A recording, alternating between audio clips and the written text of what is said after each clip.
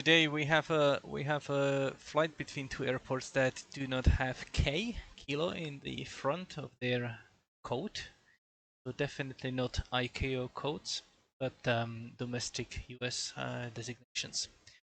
It's gonna be from Gene Wash Reservoir to Wickenburg Municipal today on our way to Phoenix. So, the weather. I think that for several weeks in a row now, we had always had clear skies, light winds, maybe some gusts that can be there, but nothing that we cannot really deal with. Probably explains the great drought that is in California, because there is just no rain. It's not the time we are flying. Obviously, we do not have any weather service stations at our airports, so I chose some near airports. It might at our destination, it might be actually kind of more correct or more close to the actual conditions on our destination airport. But here at our departure, we have like a mountainous terrain around, so it might be altogether something different. I'm hoping that at least altimeter will be roughly the same, but then we can always check the airport elevation and just adjust our altimeter setting according to that. So, weather is not very interesting. Destination airport, Wickenburg Municipal. The only kind of interesting thing might be that runway 23 has the right traffic, and why does it say ground at runway 05? I have no idea. I don't think that we should do our traffic pattern at on the ground, but hard to say. So the fact that it's a right traffic, you can tell it either from here, which is airport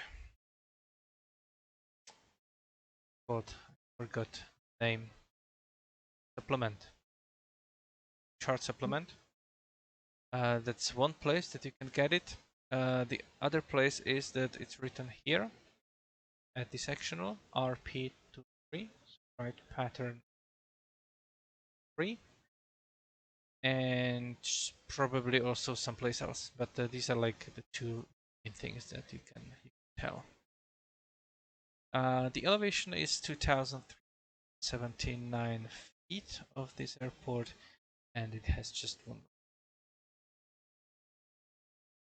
For route planning, let me switch to the map. So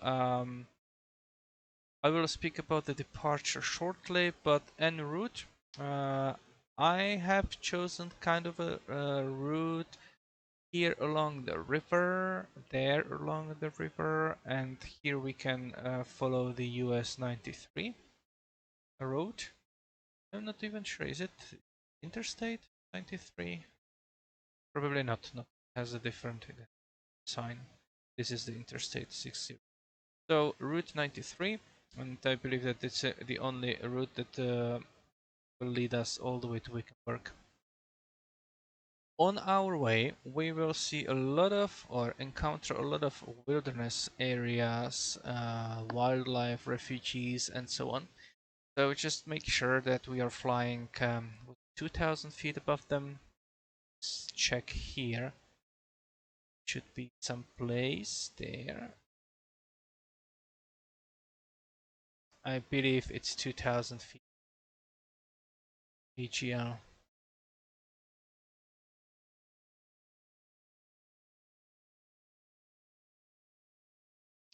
Where was it? Here it is. The regulations regarding flights over national park services, blah blah blah, and 2,000 feet here, right? So redefines 2,000 feet here. Minimum altitude of 2,000 feet above the surface of the following. right? So try to be at least 2,000 feet. You can. As far as the route goes, it's I'm planning to kind of depart in the direction of this reservoir and then fly along the river in between the mountains and another reservoir or a body of water, lake actually. Alamo Lake, Bald Eagle breeding area. That's the name of the wilderness area, and then Alamo Lake is this one. Then again, follow the river again between the mountains, and then make a right, take a right turn. Elevation will be a little bit higher here, and just continue southeast all the way to Wickenburg. Right. I'm planning to fly at roughly 5,500 feet of elevation, and now we come into the airspaces. So I already spoke about the national parks and so on, and then we have these MOAs, as Suresh pointed out at the beginning. So those stand for military operations areas, and you can see that basically we are laterally within the boundaries of them all. For that, for actually finding out if we are in the airspace, we need to go to the side, or in this case top of the sectional, and we'll actually look what's that about. So we will be crossing Baghdad 1 and Gladden 1, definitely. And we can also look also at the quail and turtle, right? Because we are close to them. So those are all here. And altitude is with the asterisk. That means that altitudes indicate floor of MOA, right? And all MOAs extend to flight level 180 unless otherwise indicated. So, for example, for Baghdad 1, we can see that the altitude is 7,000 MSL or 5,000 AGL, whichever is higher, right? So if we are flying at 5,500, we will definitely not enter Baghdad 1. Gladden 1, the same one, 7,000 or 5,000 AGL, whichever is higher. Again, this is above us. Then we have Quail, that's from 10,000 MSL and more, and upwards. So again, no factor for us. And the last one was Turtle, that's 11,000 feet. Right, so as long as we stay below 7,000 MSL, we are good, or 5,000 AGL. So in the area, for example, there, Gladden Moa, I believe that you can easily fly at 7,500 and you are still outside of the MOA because this yellow starts at 2,000 feet. Right, so it's 2,000. See. Well, 7,500 might already be kind of on the border of it. This is 3,000. And we have also 5,500.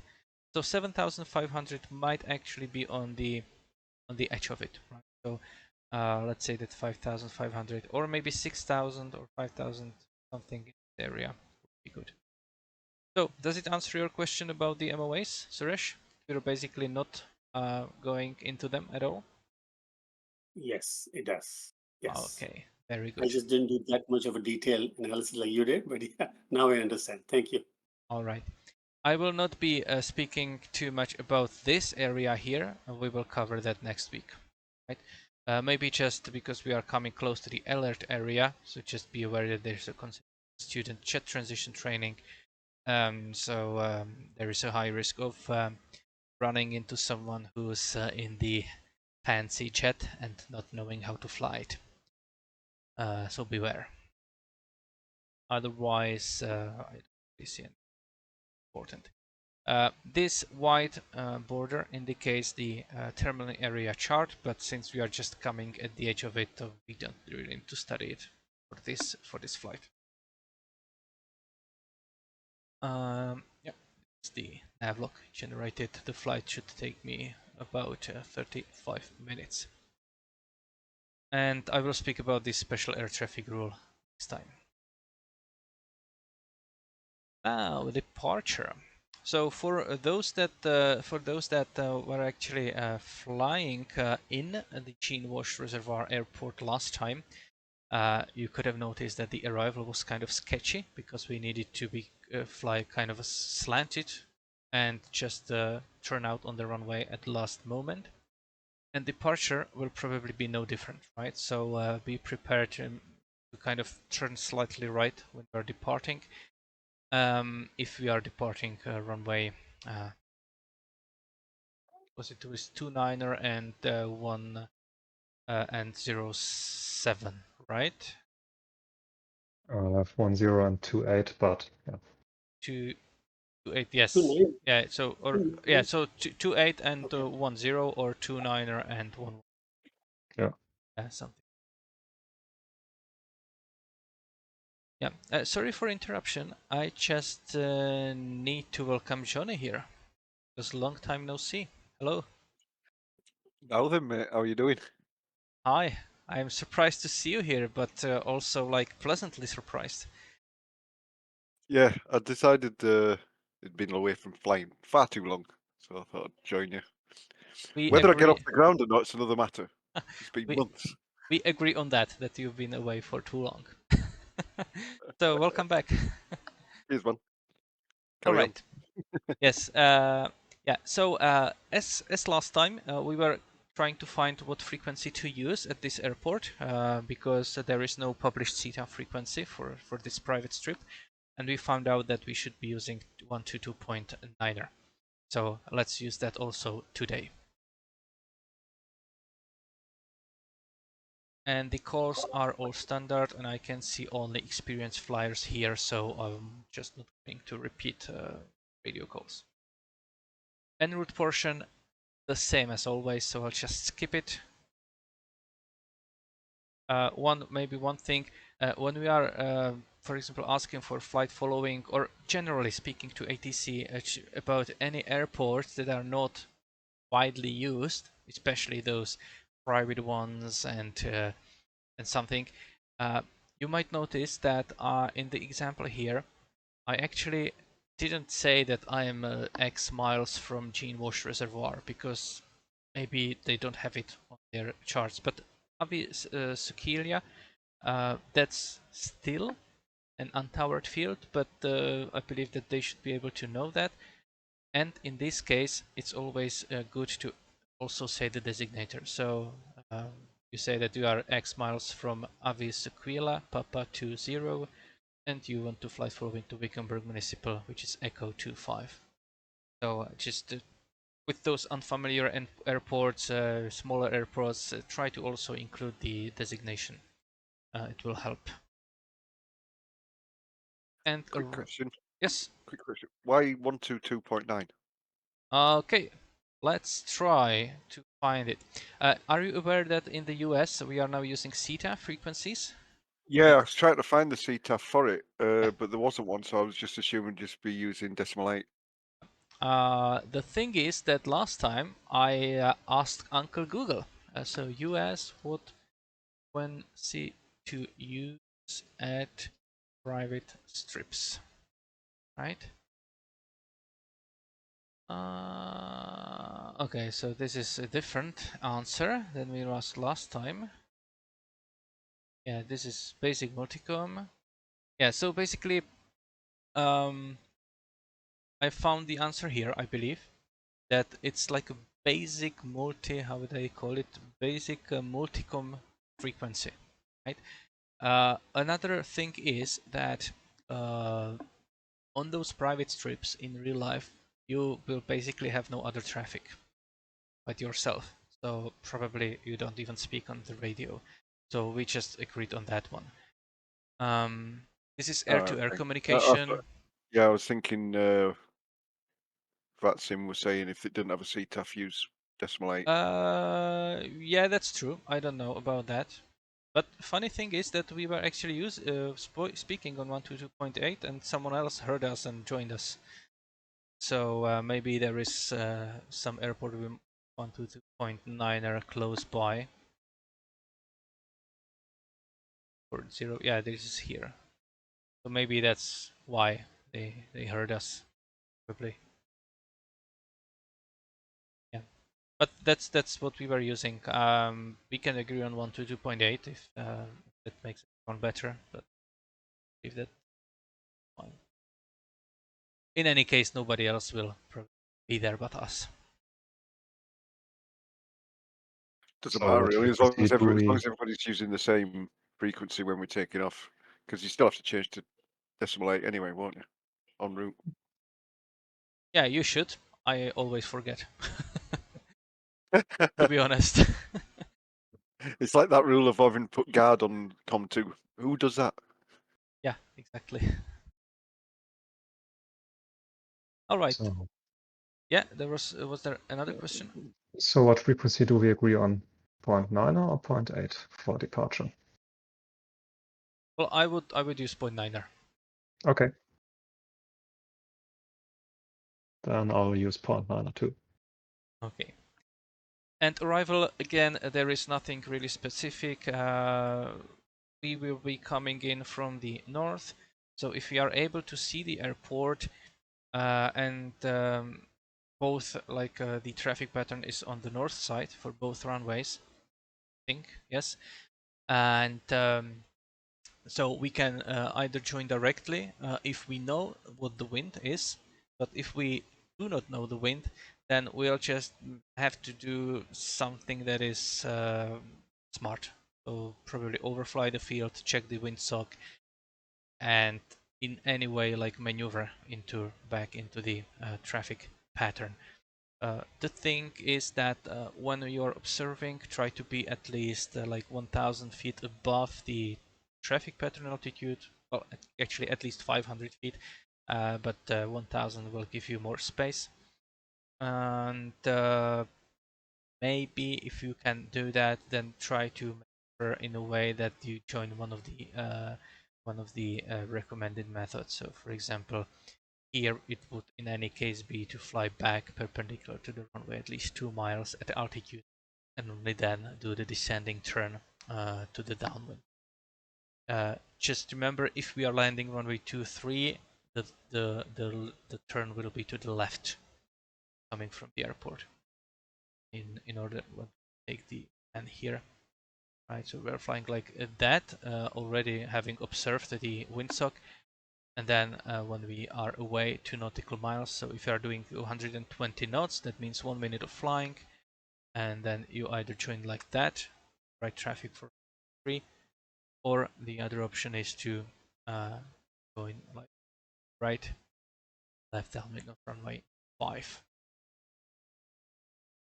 And that's quite it. Nothing difficult today, hopefully. So happy flying to everyone. Happy Fine. flying. And Thomas, What are the for what are the winds here? Do we know? Okay, so Suresh first. for the CTAF for the arrival, that's 123.0, right? Yes, correct. Yeah. Okay. Thank you. And you, John? Johnny? Yeah, I was just looking for the winds. I just backtracked all the way down, just looking for a windsock. It's blowing across. It's sort of, but I don't trust windsocks in 2020. Yeah. Right now the wind is Almost kind no of wind. 3 knots perpendicular. So me personally, I will be using runway 10, even though it's kind of not to be used also by the markings. But I still believe that it's smarter to take off, the to the east than the west. Yep, fair enough. I'll just follow the herd. Interesting thing is that here the runway says that it's 5,000 feet, right? But if you look at the sectional, it says that it's just 2,200 feet. But I believe that's because part of the runway is unusable. If I look at Google Maps,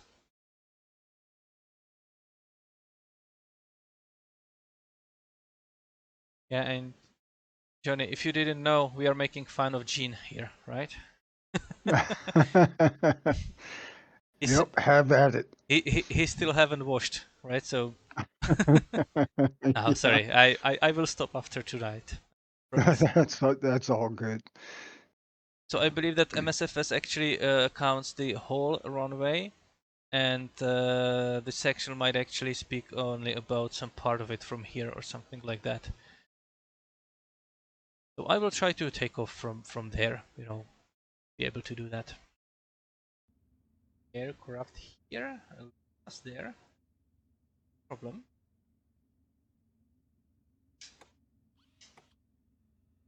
Start the aircraft. Listen, radio chatter. First we'll do some pump. Pressure check. Coming very well. I will do the last time I did not do this, so I was running on the left tank all the time, so at which I can actually move down. Yes, today we are right main tank. Think not a problem. At least it will help us battle our tendency. Wait on. Okay, so that was that. Pressure primer, everything.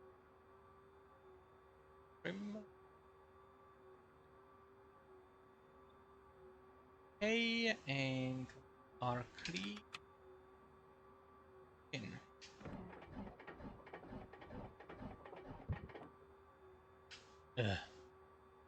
And it looks like the starter. Now let's try that again. Okay, now better.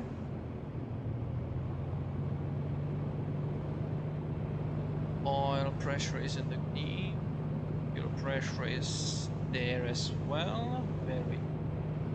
It's around 0.9 there. Okay, better. Hearing this, and we are not feeling any fuel. Okay.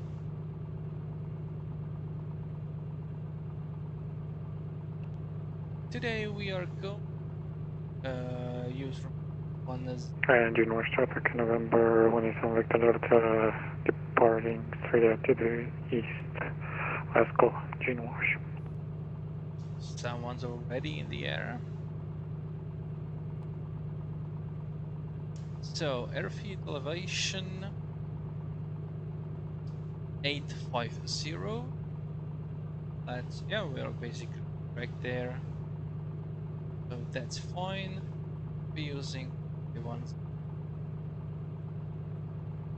it. And I'll just taxi a little bit on the tarmac there to my run up somewhere.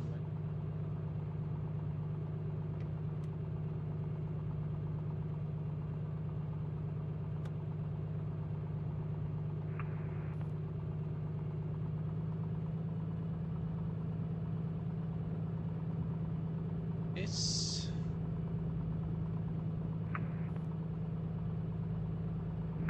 Gene Wash traffic, November 75600 is a Cessna Type 172, taxiing to runway 10, Gene Wash.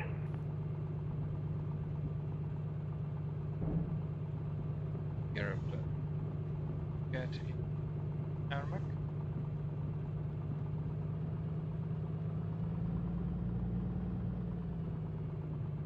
Sure, the oil is already in the green, so that's good.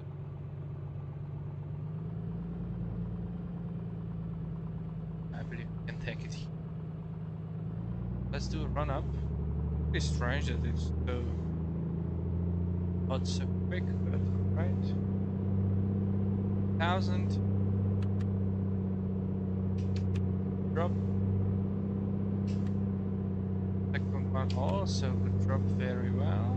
Let's cycle the prop.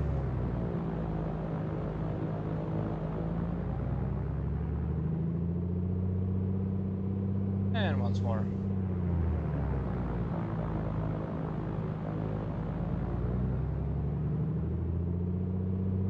Right, 100 RPM. Oh, check the carburetor. Gene Wash traffic, November 36 Echo, type lines RV8 on the ramp, lining up and departing runway 10, Gene Wash. Okay. Him that, yeah, him. So we'll go right after them. And we will first go, obviously we'll take off and basically in the direction of it. 9-2, so I can actually set the heading buckle ready to 9 or something like that, and I will use the OBS selector to point the wrong direction.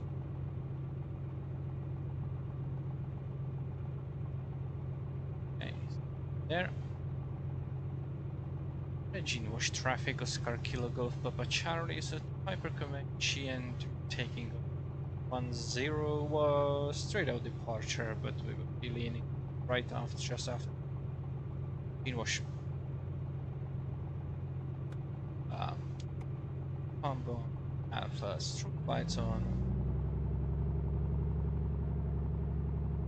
and get to it. Up.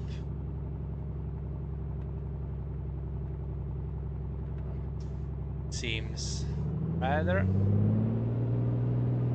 full power. Gene Wash traffic, November 36 Echo, upwind runway 10, 2200, landing 5500, departing to the east from Corn, Gene Wash.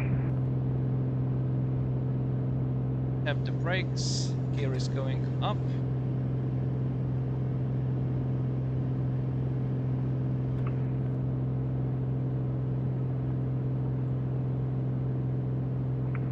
Gene Wash traffic, November 75600 is lining up and taking off from runway 10, Gene Wash traffic.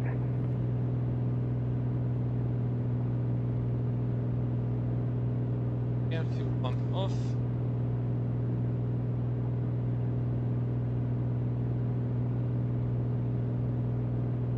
Yeah, I had the same problem last time. It's kind of changing colors here. Why? Hopefully it will stop. Basically, flying there.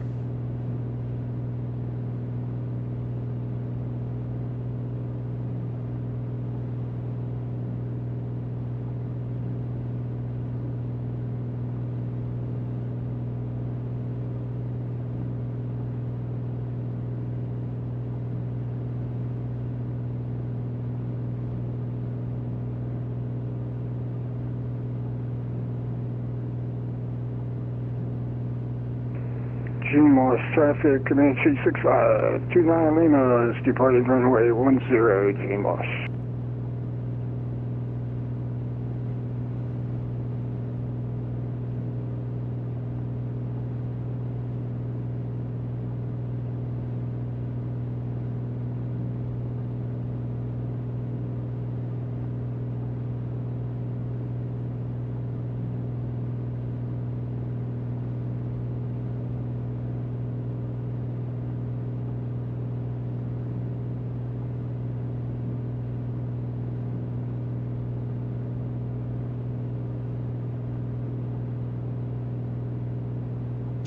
Traffic, Oscar Kilo Golf Papa Charlie, about 3 miles east of the airfield at 3,000 feet, climbing 5,500, final call.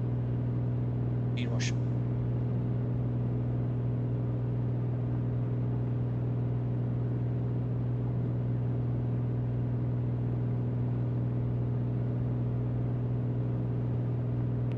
Gene Wash traffic, Comanche 6529 Lima, upwind of 1,600, departing to the east, last call, Gene Wash.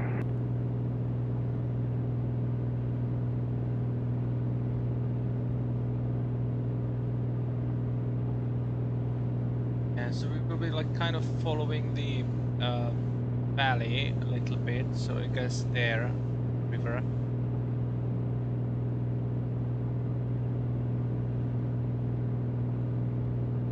We can clean the engine a little bit.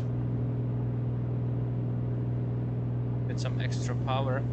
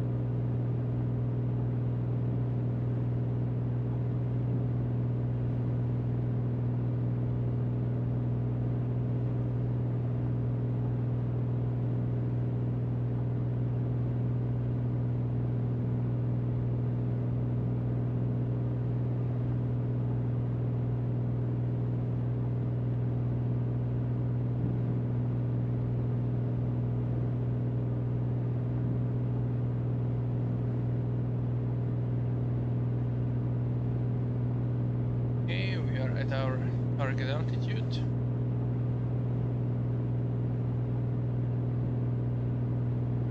Let's get on the horizon.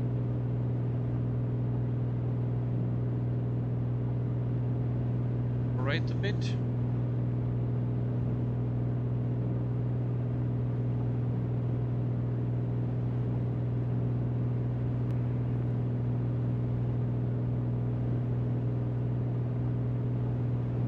Then use the power.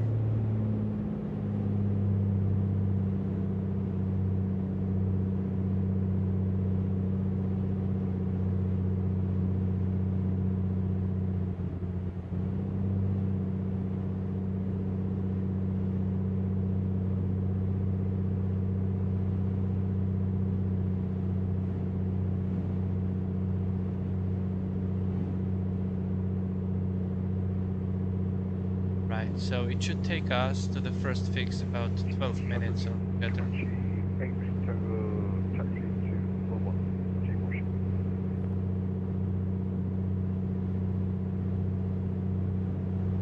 Figure the next one.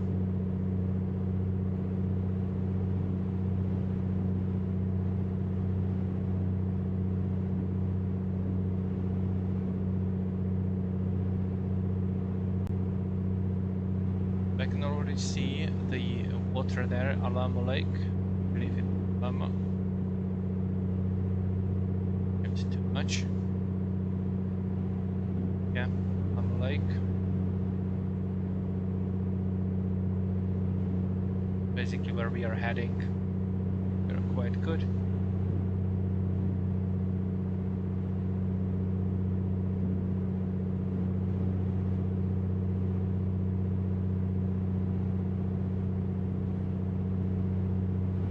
We are using this automatic timer.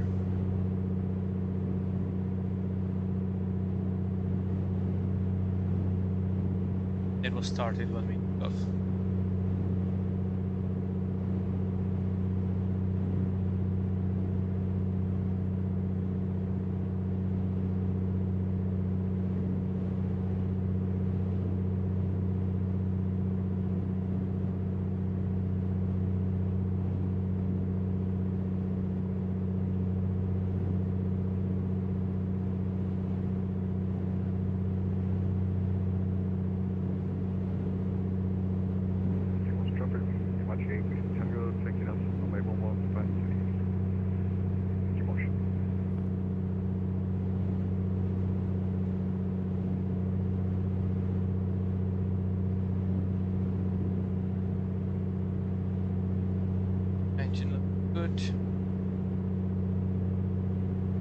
Feeding from the right tank, which we do want to do.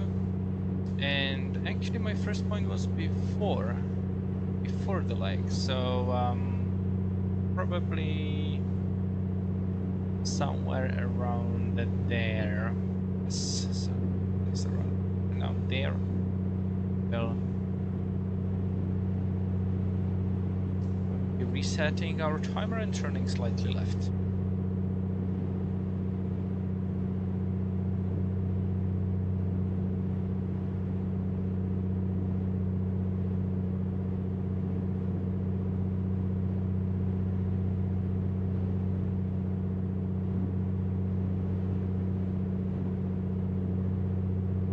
A little bit bumpy, but that's to be expected because we are flying in the middle of the day. It's 1 p.m. local time.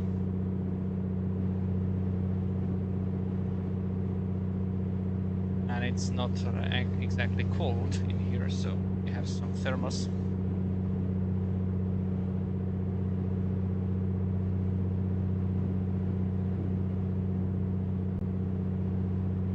Interesting, it still wants to turn left more than it wants to turn to the right, and we are like right side heavy. Traffic, Tango east of the field, climbing 2000, climbing 5000, 5000. Departing east. Final call, Gene Wash.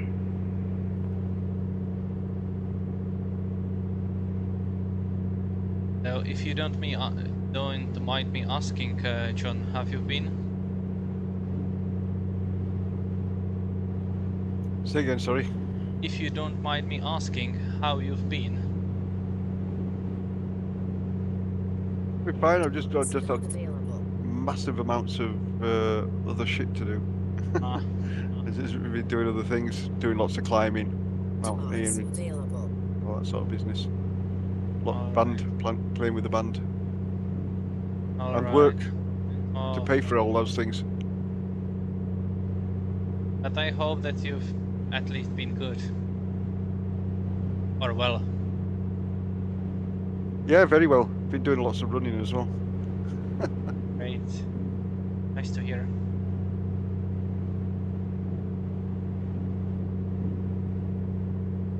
So how's the flying going? You getting many hours in? Well, I'm flying now, ain't I? No, I know what you mean. I believe since the check ride, I believe I did like 25 hours.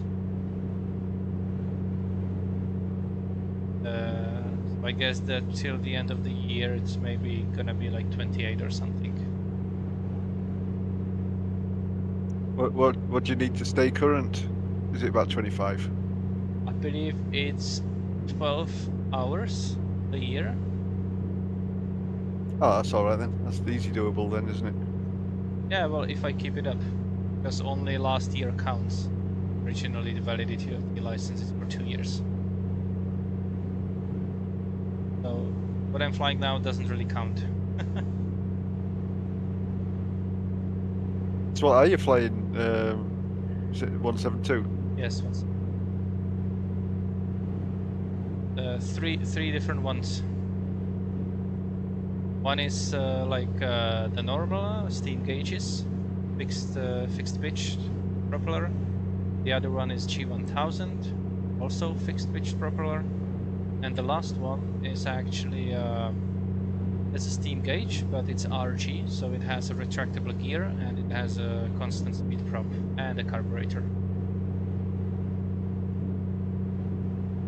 Kind of more complex.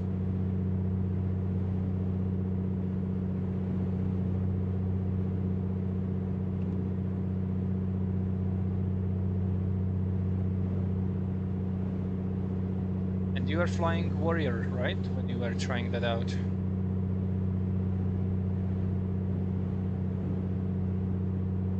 Stand by.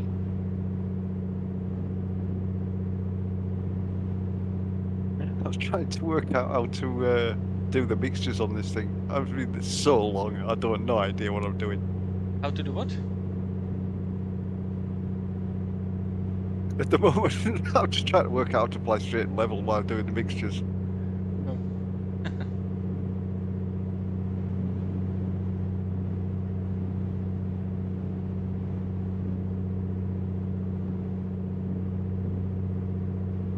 It's bumpy today.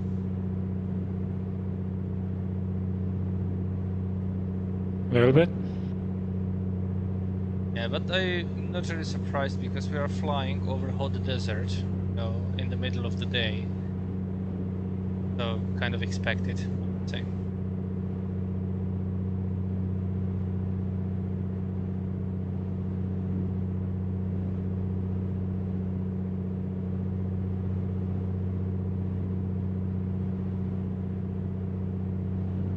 Right, so we are following the river there.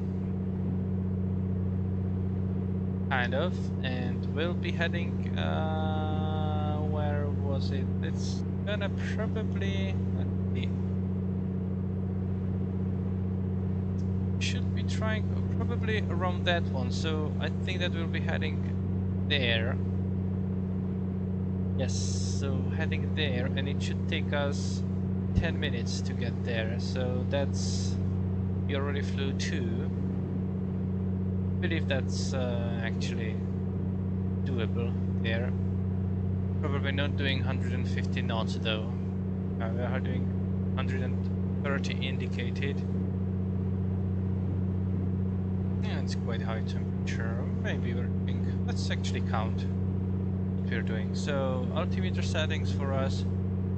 So pressure altitude roughly 6,000 feet. I'll use this one. 6,000 feet, and outside air temperature is about 12 degrees. We need to line that up, 6,000 feet and flying, still keep flying level. So 12, about there I believe. And we are doing indicated around 130 as I said. A little bit less than 130, so let's say 125 more likely. And that means that our true airspeed is about 140. And our navlog counts with what? 50? 50. But I will actually speed up a little bit. We've climbed for 100 feet. Let's just go a little bit down. Yeah, and I'm keeping a different river there. We should be heading there as I said, so let's just correct the course. Following this river there.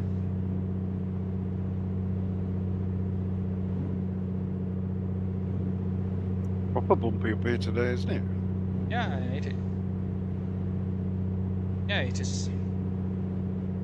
But as I said, we are over the hot desert in the middle of the day, so no surprises there.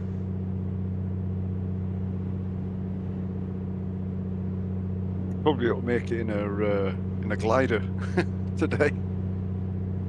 Don't know, maybe.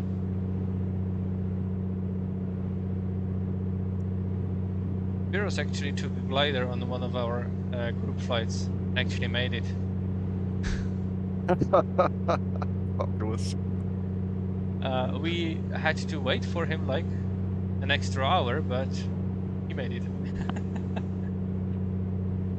But you know, in real life he would probably not, because at some point he was really just a few feet off the ground. You know, reaching that that slope that took him up again. Orographic wind. Sounds like fun. I've not tried that. At the end, I believe he cheated for a half minute because his glider had an electric prop, you know, as a backup, and I believe he turned it on for like last mile or so, but in the end he didn't need to.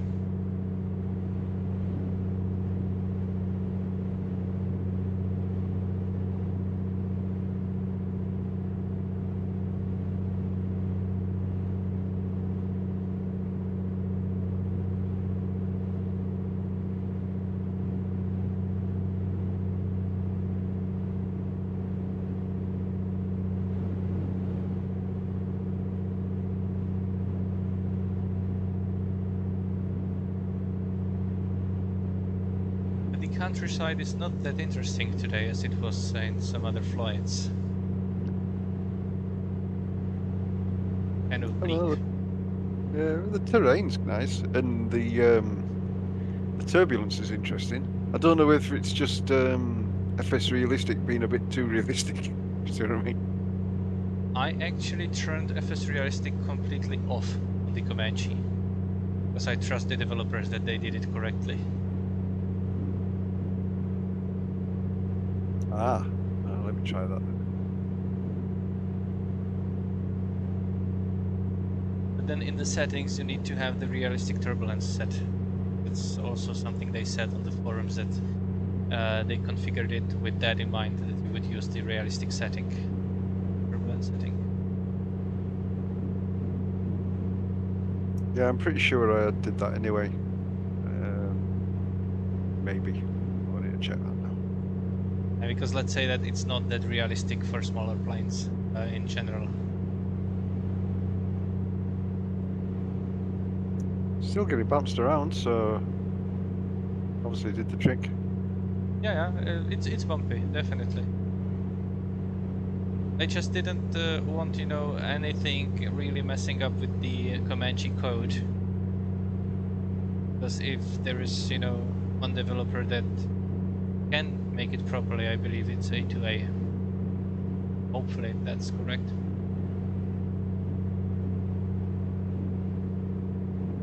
I don't know if you noticed, but I flew, like, after a year, I flew 2 more flights in the Caribbean tour with the 310. And I must say I'm kind of disappointed in that plane right now. Oh, I've broke it. Yeah, because several updates were done in the simulator, and they really did not do anything to make it, you know, up to date. So there was some update that's still not ideal, and they haven't fixed anything. Kind of forgot about the plane, and I don't like it.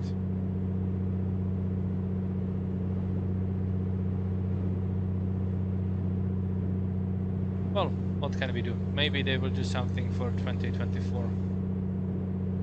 Well, yeah, I suspect there'll be a lot of them, a lot of developers not bothering to do anything until they get the full code for 24. Yeah, I believe they said something in that, you know, on the forums that they basically don't work on it until 2024. So.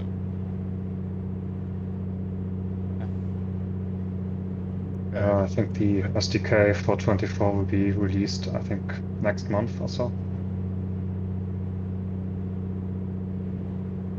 It was kind of not fun anymore, you know, when the engine actually started right away, instead of this, you know, simulation of real start. Some small things maybe, but they make simulation look more real. Yeah, the platform keeps changing, so yeah, that's true.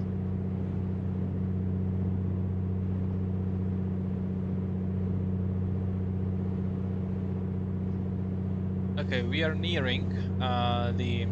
it won't get better, they'll just release a new platform that will keep changing. Yeah, that's true. So we were slightly off course, so I just corrected there, and we'll turn right after this pass. I didn't need to do that per se, but here I can already see the road, I believe, which is US 93, and we will be following that road all the way to Wickenburg. Let's actually start turning. We'll reset the timer there, which is like 9:50. Well, let's put 10 minutes. And I didn't even write down the last one, but it was 12, and another 10 minutes.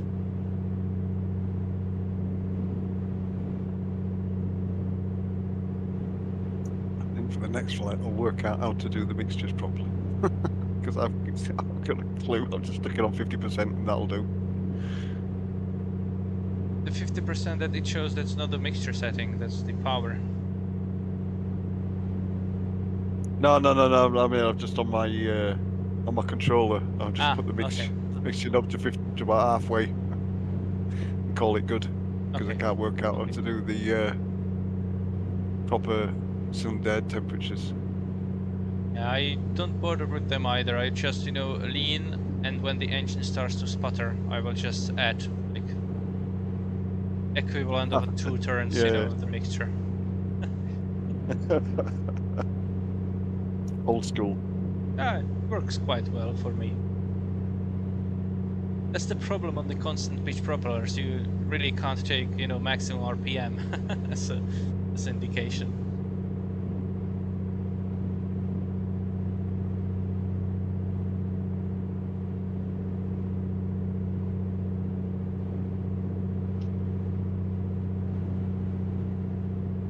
It's also impossible in these gusts to sing the directional gyro.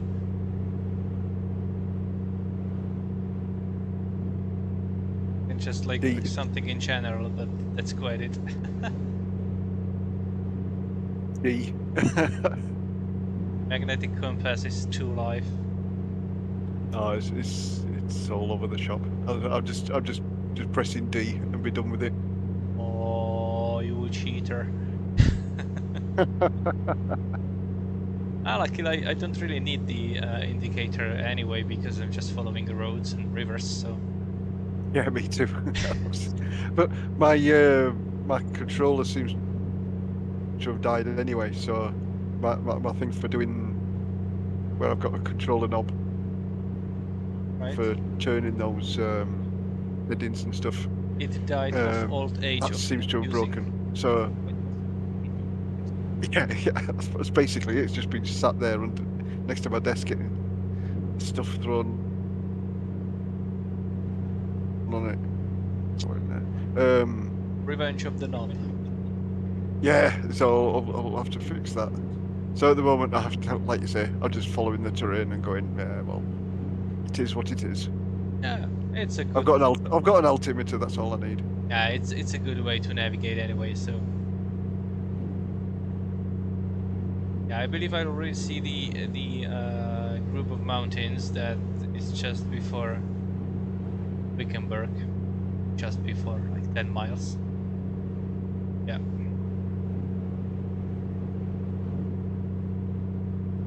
Yeah, I'm still about halfway up leg 2. It took me ages to get myself sorted out. I'm trying to work out why this thing was stopped working.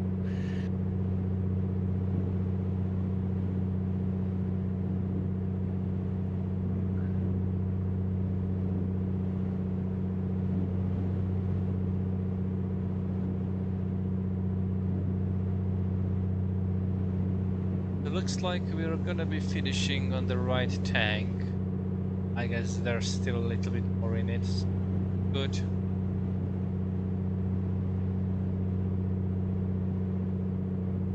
We're still happily flying. Must be some good points of interest around here, because that's Alamo Lake I've just passed, and Santa Maria River. It's all things from history. Rawhide Mountains. We were at Santa Maria Airport the other day, right? I believe we flew between Santa Maria and Santa Barbara. Just 2 saints.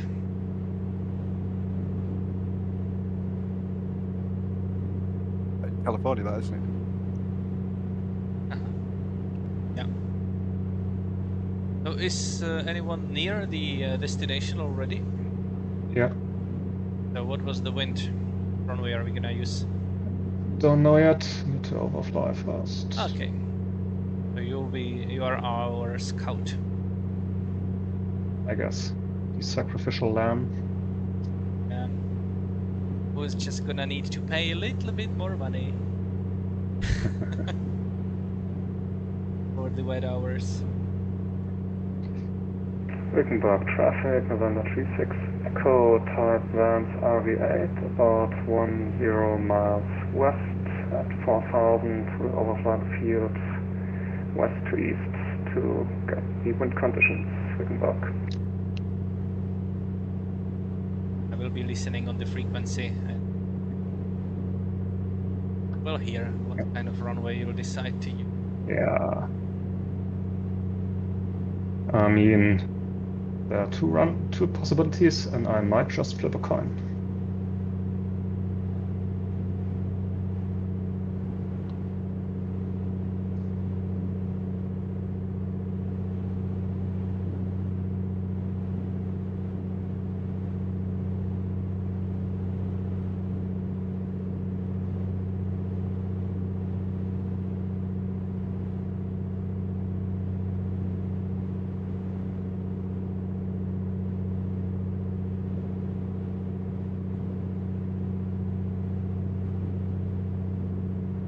123.0.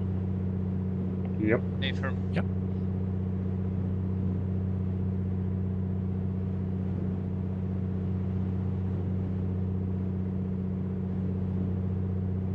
Wickenburg traffic, November 36 Echo, 5 miles to the west at 4000 Wickenburg.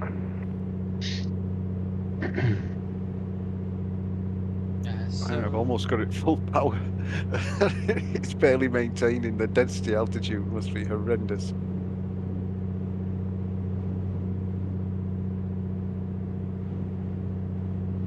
I'm actually doing quite all right.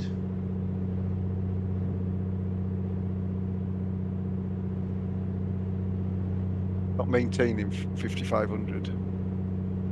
I've got props almost to the red line, and we're on 24 on the manifold. Check your flaps and gear. It's up, you know. And Yeah, it's on. Yeah, so everything's up. Yeah. I haven't done my new normal trick of leaving them all down now. yeah, because I'm doing 1900 RPM, 22 manifold pressure, and I'm doing like 150 miles indicated. Yeah, I'm going to do 150 indicated, and it's starting to climb a little bit now, but climb performance is absolutely shocking. I don't really need climb performance. So I just need to. If this mountain range to be this Seems to have one. picked up a little bit now. I might have been just getting some. I should have been getting And Wickenburg mountain waves, not this low. probably be someplace there. Just get basically to the right of this road. Yeah. Wickenburg traffic, November 36 Echo, overflying the field to the northeast at 4000, and we'll come back around for a right downwind runway 23 Wickenburg.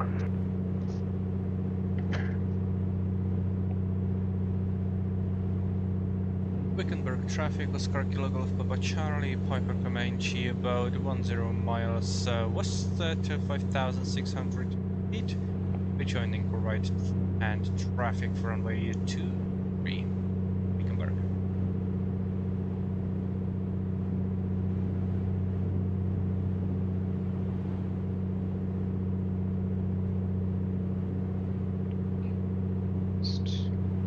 Right, let's get down a bit.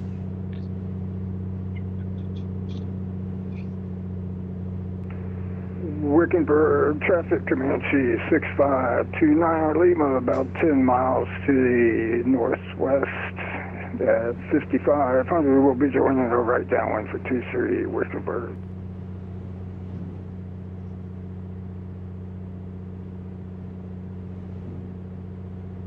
Traffic pattern altitude is 3400. So we'll descend to 4000 now.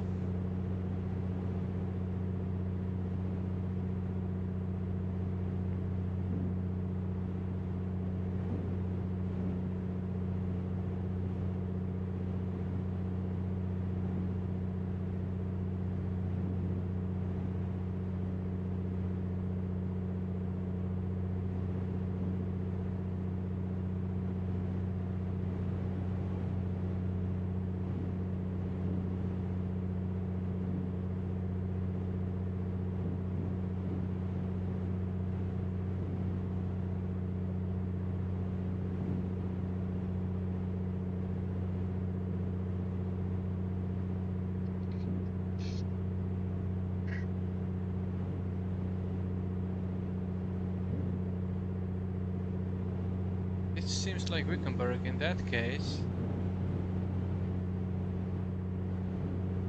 Already be the field, right?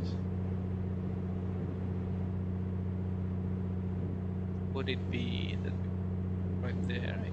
Right. Wickenburg traffic, November 36 Echo, overflying the field to the northwest at 3400. We'll do a direct entry to a right downwind runway 23, Wickenburg. But in any case, the airport is just to the west. So.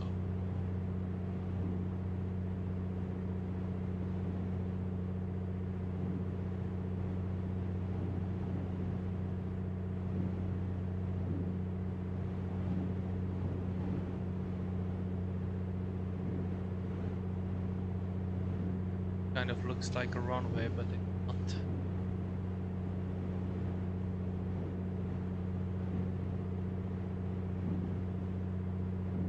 Wickenburg traffic, November 36 Echo, right downwind runway 23, Wickenburg.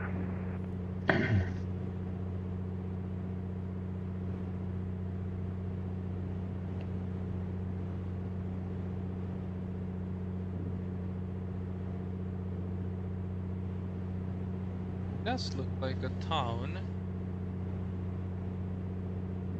12 minutes.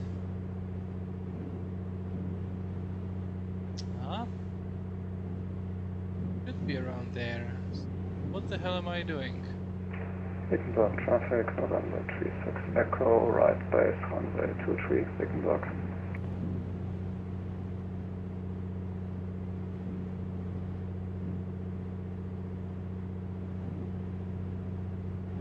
Traffic, November 17 Victor Delta, about 10 miles to the west, Wickenburg.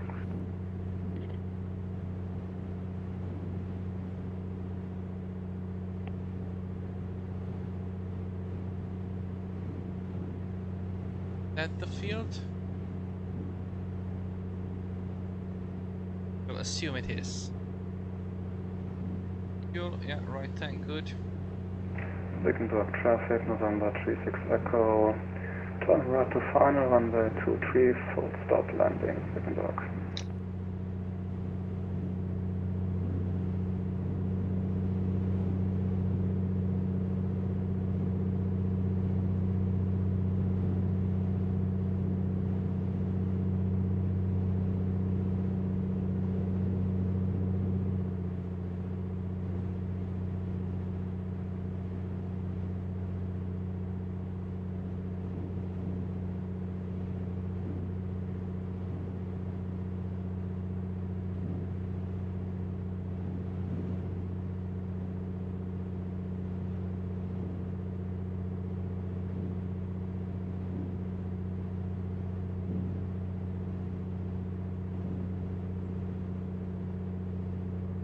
Landing lights.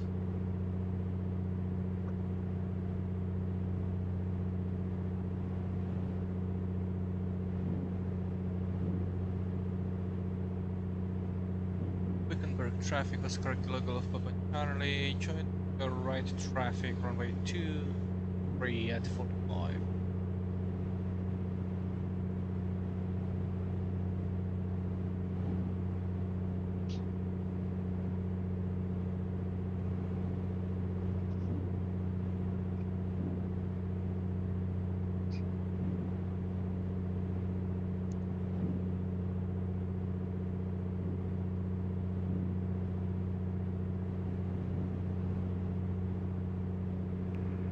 Traffic, Comanche 8 Whiskey Tango, 10 miles to the northwest, inbound for a full stop.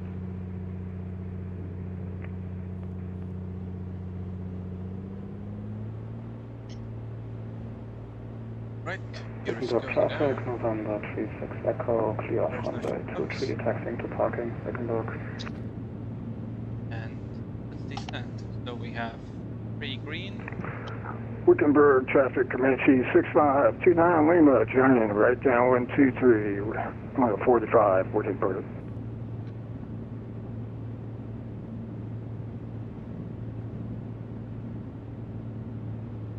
Drop full forward.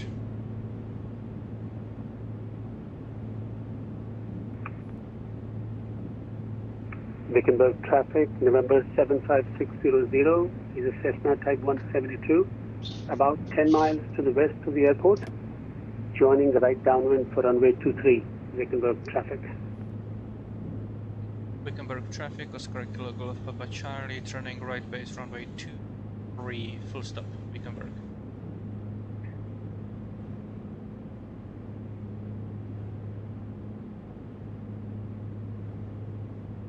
Wickenburg traffic, November 36 Echo, be advised there's pretty decent crosswind on final, Wickenburg.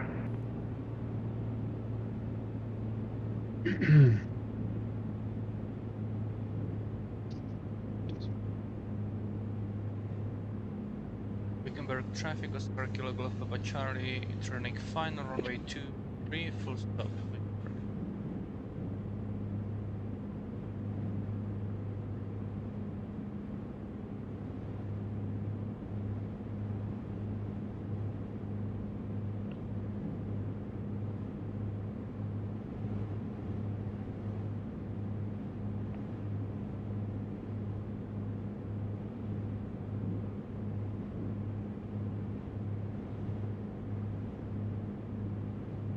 Like it's blowing from the Wickenburg traffic, Comanche 6529 Lima, right base 23, Wickenburg.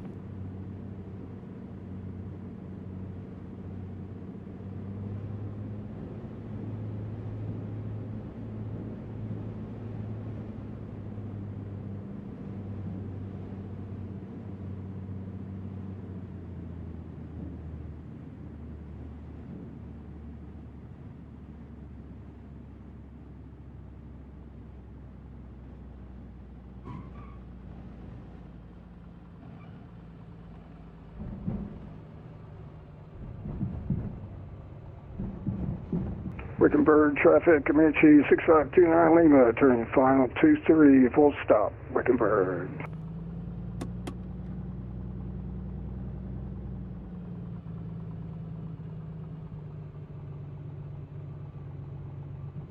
Wickenburg traffic time and 187 Victor Delta joining downwind 45 degrees, Wickenburg. traffic, Oscar Kilo Golf Charlie, runway 23 is vacated. Like a sputtering. Landing lights off.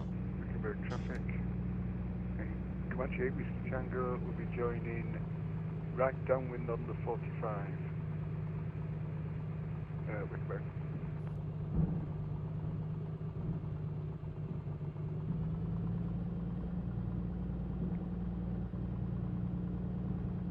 Sputtering a bit.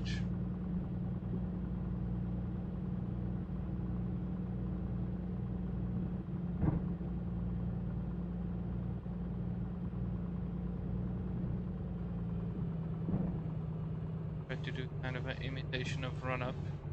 Arrived.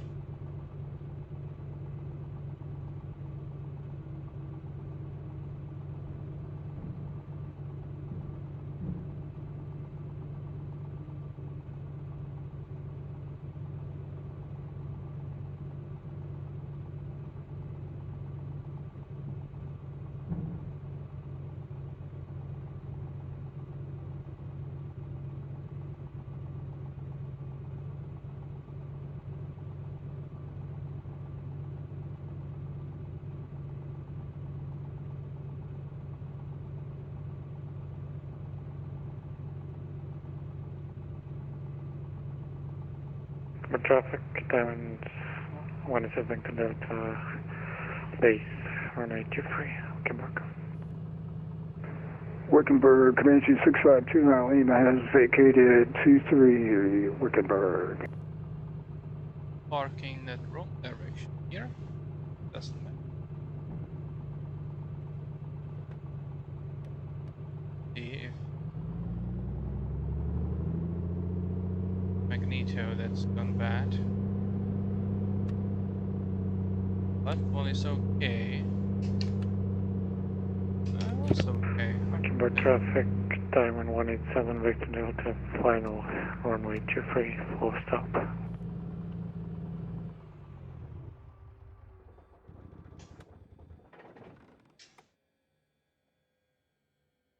Righty. Let's check what the wind. Oh, 14 knots. South. that case, we did quite well.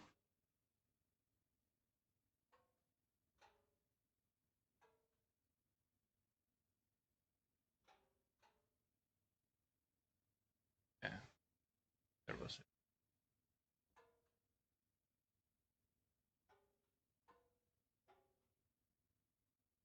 Anyway, thank you for watching. That's it for today.